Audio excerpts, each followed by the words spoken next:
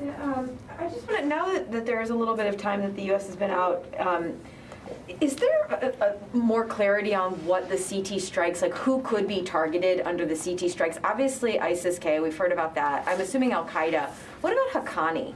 Are they a legitimate a target that the U.S. will be, could potentially be targeting with counter-terror strikes in Afghanistan going forward? Yeah, I don't want to hypothesize about potential future operations, Courtney. What I will tell you is that we maintain the capability and the responsibility to conduct counterterrorism strikes that we believe are in the best interest of the United States of America and the American people that we defend. And I think I'd just leave it at that. So, because there is at least one Haqqani leader, Siraj Haqqani, who there's a $5 million,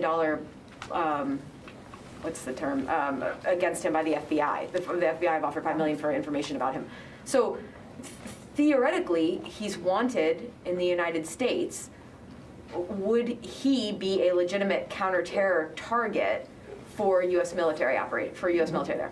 We will conduct counterterrorism operations that we believe are in the interest of protecting our interests and the American people, and when there is, you know, the credible threat that needs to be dealt with. And I don't want to speculate about each and every possible circumstance or each and every possible target. I think you can understand why we wouldn't want to do that right now. And then one more on that.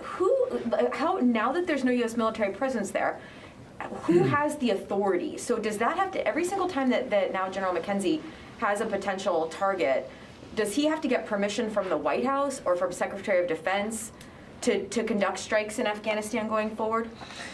And then I know I've asked this before, but I'll ask it again just to see if there's more clarity. Now that the Taliban are running the government in Afghanistan, will the U.S.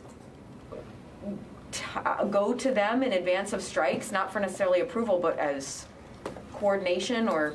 Yeah, I think both the Secretary and the Chairman talked about this just the other day. They didn't, you know, they didn't want to leave anybody with the notion that we were somehow going to be in some long-term, enduring, manufactured cooperation agreement with the Taliban.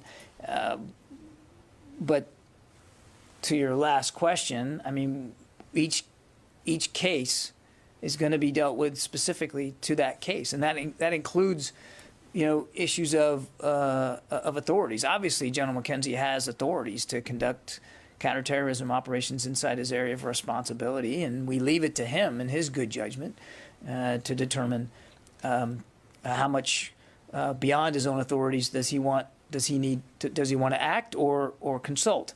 But every case is going to be dealt with differently. So again, I think the Secretary and the Chairman laid it out pretty clear. We're not, you know, nobody's trying to ink some sort of military cooperation agreement with the Taliban.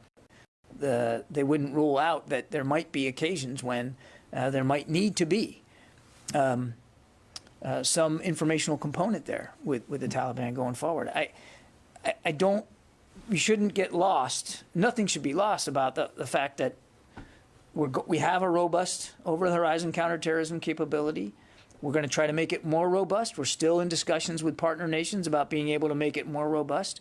And we're going to continue to explore options. Again, it's about defending our interests and our people and the American homeland, and making sure that places like Afghanistan can't become a place where that kind of a threat, like what happened on 9/11, can happen again. Barbara. I want to